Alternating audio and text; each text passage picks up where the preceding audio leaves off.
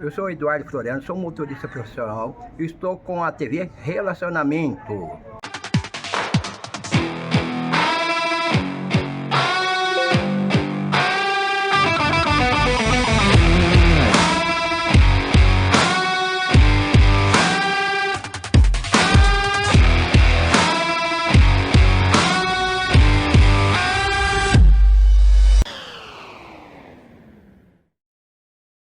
Olá, bem-vindo, bem-vinda ao programa Noci Santos Talks. Hoje eu estou estreando e sou muito feliz porque tem comigo aqui uma amiga muito querida, uma profissional talentosíssima e vai trazer um tema instigante para todos vocês. E já já eu a apresento. Eu só quero dizer para você o seguinte, que nesse programa são conversas que transformam.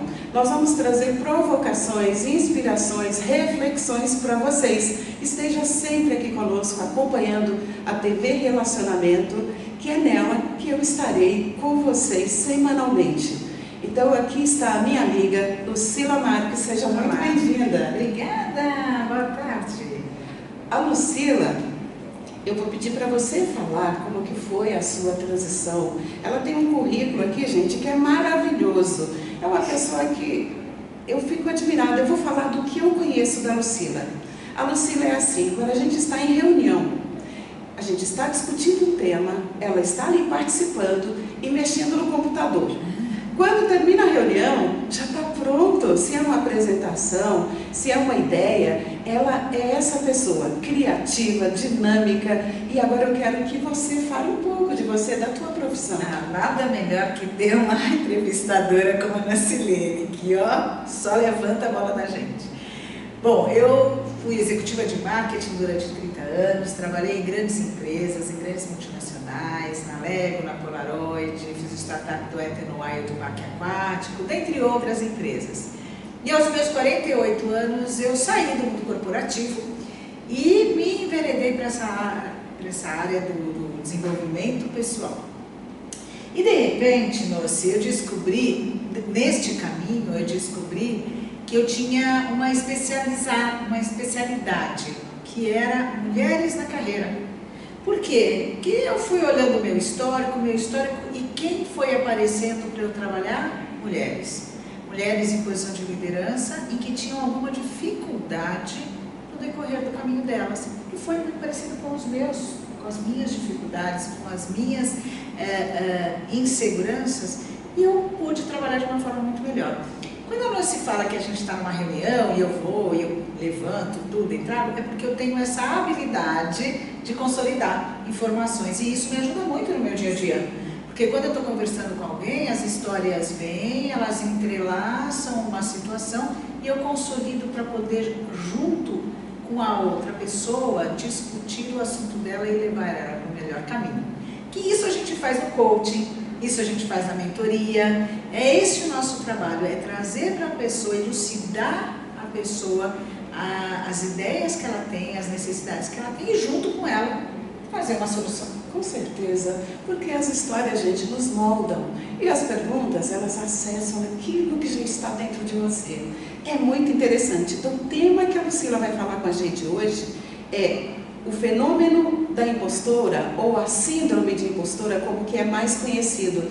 Lucila, conta pra gente aí o que é isso, o que vem a ser síndrome ou fenômeno da impostora. Pois é muito conhecido como síndrome da impostora, mas não é uma síndrome, é um fenômeno, porque para ser síndrome, a OMS ela tem que reconhecer, tem algumas características para se tornar uma síndrome. Então vamos deixar como fenômeno. O fenômeno da impostora é aquela sensação de que a gente nunca se sente adequada, que sempre está faltando alguma coisa para a gente chegar naquele ponto, ou que a gente acha que pode ser descoberta e acharem que nós somos uma fraude, ou então que eu não fiz o que deveria ter sido feito. Vão me descobrir, vão perceber, e eu fico com aquela sensação ruim e sempre insegura, sempre achando que eu estou devendo, que está faltando. É muito por esse lado, e isso traz, em especial para as mulheres, uma sensação muito ruim. Porque para as mulheres, lógico que tem a síndrome do impostor para os homens, como tem para as mulheres. Mas a mulher, ela nunca foi, como que eu posso dizer? Ela nunca foi trabalhada para que essa insegurança dela sumisse. Só para você ter uma ideia, quando a gente está falando numa posição dentro de uma empresa, uma posição, uma vaga que aparece, os homens, eles pegam aquela solicitação da vaga e eles dizem, eu posso ir para essa vaga porque está tudo certo. E as mulheres, se elas não tiverem 80% dos requisitos que elas acham que elas devem preencher, elas não vão para aquela vaga. Os homens com 30% eles vão e está tudo de boa. Isso é incrível, não? Não é uma coisa de doido? Doido demais. E nós mulheres a gente tem isso, mas isso também a gente deve lembrar que é histórico, é cultural, né? Desde sempre a mulher vem batalhando pelo espaço dela, vem batalhando por se colocar melhor na posição. Ainda hoje, eu diria que por volta de 30% das posições de liderança nas empresas são preenchidas por mulheres, só 30%. Por outro lado, é já 30%, porque antigamente não tinha, então a gente já andou bastante. Eu me lembro quando eu fui exercer liderança, eu era uma das poucas mulheres numa sala de reuniões. E hoje a gente já vê esse número crescendo, isso é muito legal. Lucila, isso é muito interessante. E quais são os principais sintomas? Como que a pessoa que está nos ouvindo agora, ela vai identificar, será que eu sou uma impostora? Isso daí é uma autossabotagem que a gente faz com a gente. Eu sou uma super síndrome da impostora, hein? Eu estou todo dia olhando para mim e trabalhando em cima disso. Como é que eu percebo? Eu acho que um dos pontos mais fortes que a gente percebe é o perfeccionismo. Eu tenho que estar certa, eu tenho que estar certa, eu tenho que estar certa. Esse é um dos pontos. A outra é não reconhecer que eu fiz algo bem, ou que eu mereci estar naquela posição, ou que aquilo que eu fiz está ótimo.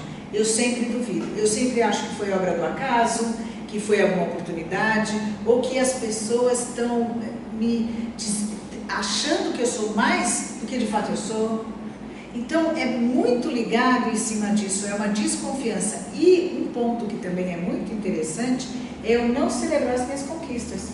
Eu acho que não é minha, foi sem querer que eu dei certo, foi um acaso que eu acertei. Dei sorte. E olha, eu vou dizer uma coisa, eu já soube, porque eu já li a ex-CEO do Facebook, por exemplo, a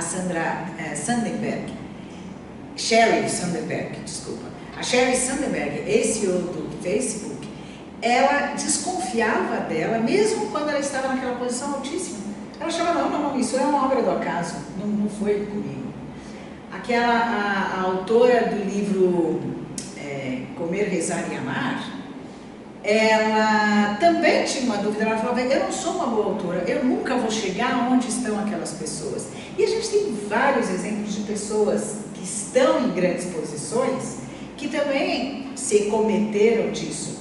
Por exemplo, a comparação é um dos sinais muito grandes quando a gente se compara com outros e se menospreza, logicamente. Um exemplo que eu tenho sobre isso é a cantora Maria Rita. Ela se comparava muito com a mãe dela. E ela mesma relata que ela foi estudar fora, porque ela se sentia tão comparando com a mãe que ela nunca poderia ser uma cantora.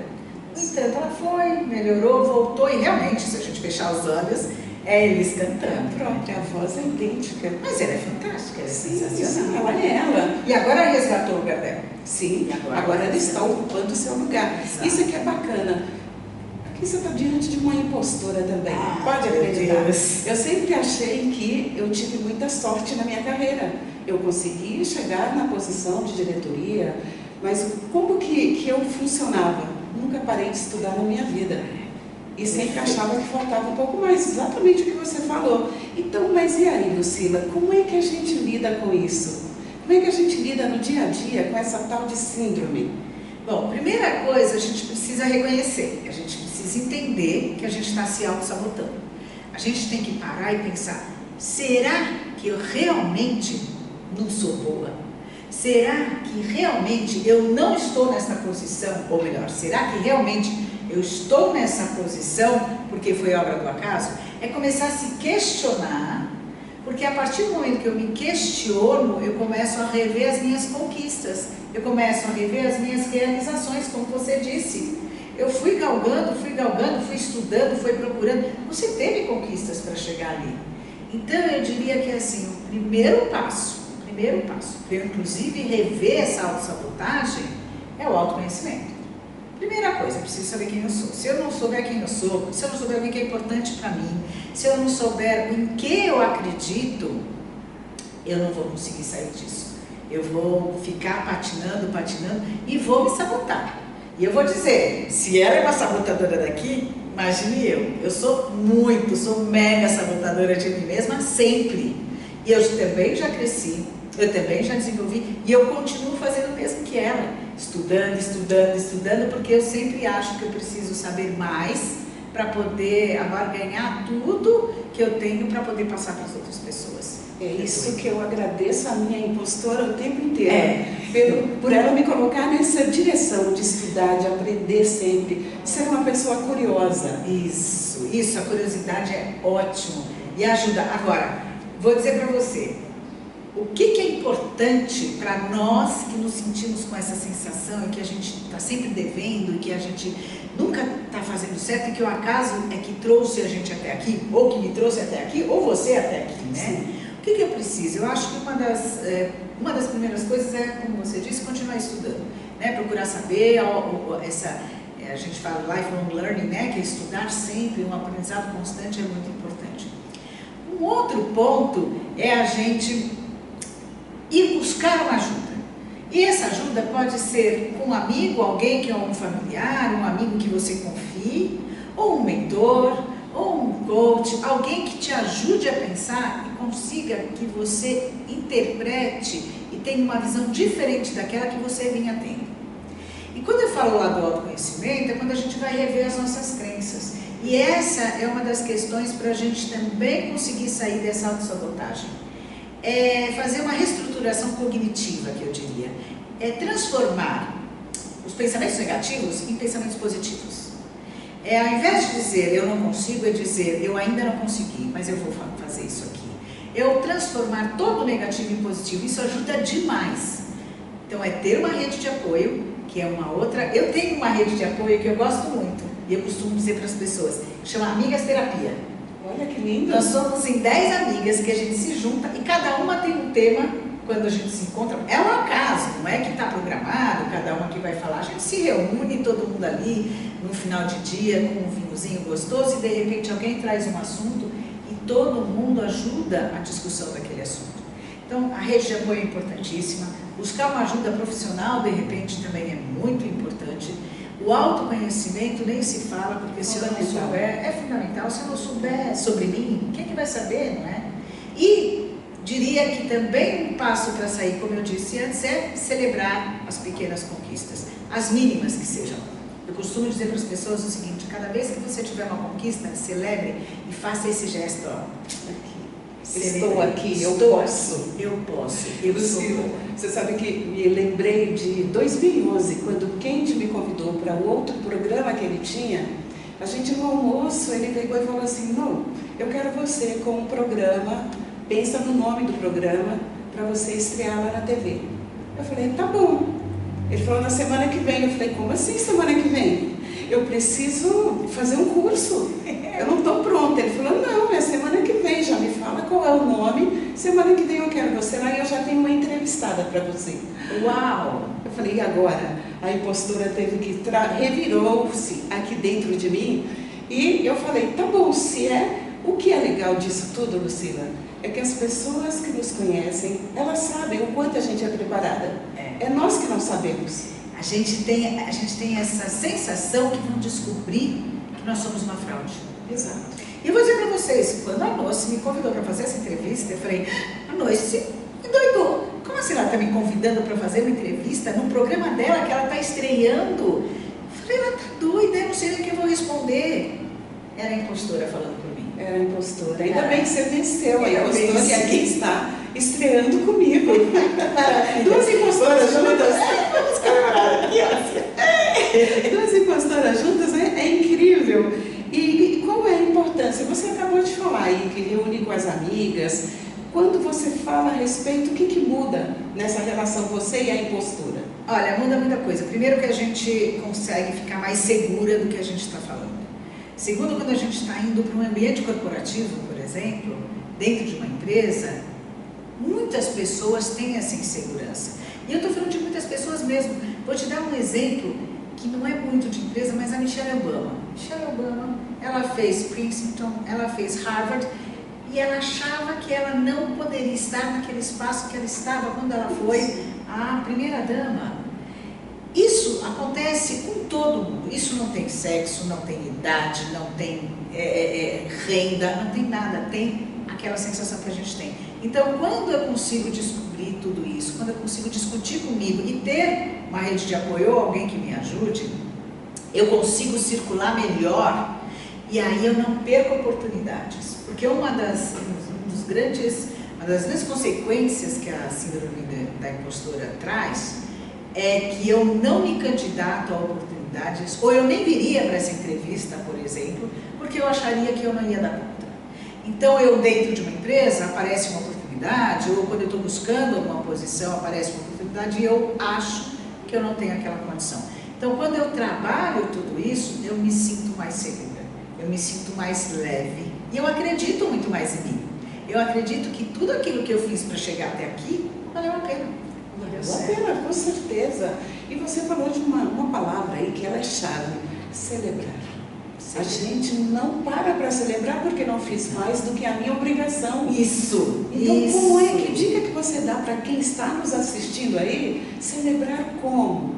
Eu diria o seguinte: o celebrar não é grande para grandes pontos, porque esses todo mundo vê.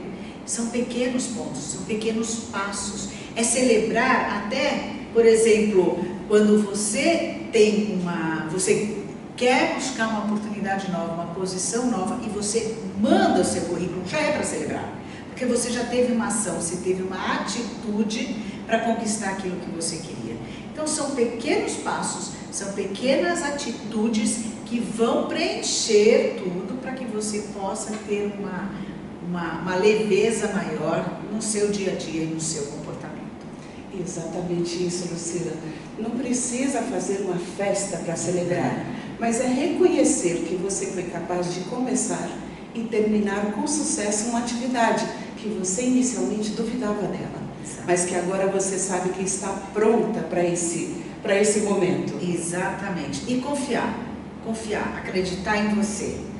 E olha, quando você tiver dúvida de você, pergunta para alguém que seja próximo, que seja confiável, sobre o que essa pessoa acha de você. E não ache que está falando só porque é sua amiga, só porque é seu parente, porque é verdade. Eu costumo dizer o seguinte: se duas pessoas falaram algo de você, é que definitivamente você é daquele jeito. Acredite nisso. Não duvide de si própria. Lucila, esse papo está uma delícia, a gente podia estender. Podemos celebrar mais tarde com tudo isso. Pois é. Então eu vou pedir para você deixar uma mensagem super poderosa para as impostoras que estão nos ouvindo e os impostores também. E você aproveita e já deixa os seus contatos, como que as pessoas te localizam nas redes sociais ou por telefone.